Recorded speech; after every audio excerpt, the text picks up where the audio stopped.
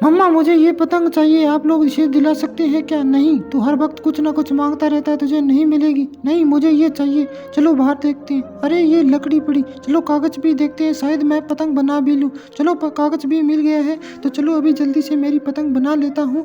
जल्दी जल्दी ऐसी पतंग बना दूंगा जैसी किसी ने देखी भी नहीं होगी। और ये लगभग पतंग तो मेरी बन ही चुकी है। अरे भैया तुम क्या कर रहे हो? अरे बहना मैं तो पतंग बना रहा हूँ, मम्मी ने मुझे नहीं दिलाया।